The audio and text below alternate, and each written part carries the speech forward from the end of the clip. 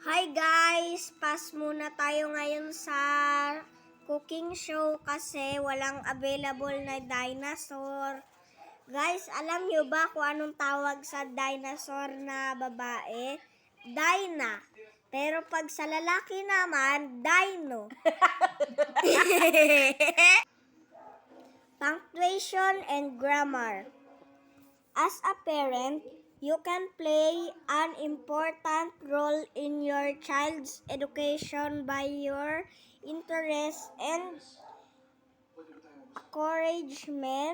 encouragement. This book is designed to help your child become confident in the correct use of grammar and punctuation. There are 5 sections, each with a short test. How to help your child.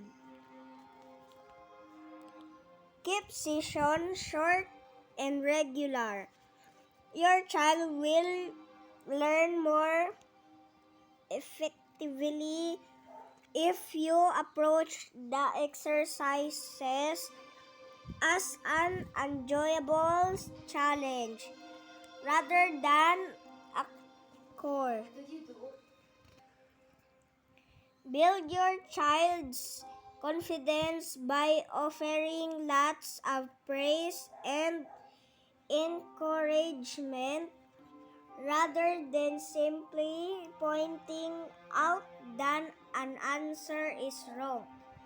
You could say, "You were almost right. Let's try again together." Remember that written language is often different from the more informal way we speak.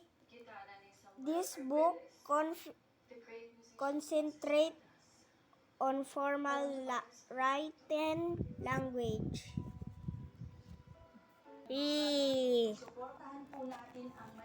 Guys, pwede na ba yung basa nyo? Ha? Sorry guys, ako pala. Guys, pwede na ba yung basa ko? I-rate nyo nga dyan. O kailangan ko pa mag-practice? Eto guys, last na to guys. Question marks. Question marks are used at the end of questions instead of full stops. Put a full stop, period, or a question mark at the end of these sentences. Can I come to tea? Question mark. I hope it doesn't rain. Period. Have you been ill? Question mark. Will you can call again soon? Question mark. Are you going home? Question mark. Yan guys. Ngayon guys, alam niyo na, tinuruan ko na kayo. Ayan o. Yun yung binasa natin ngayon. Yan. Yan yun. Practice rin nyo.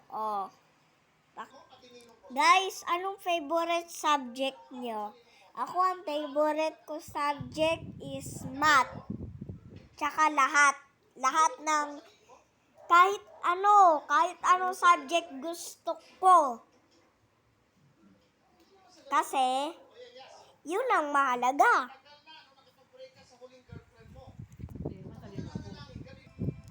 Bye na guys ha, mag-aaral na ako ng Filipino. Bye-bye!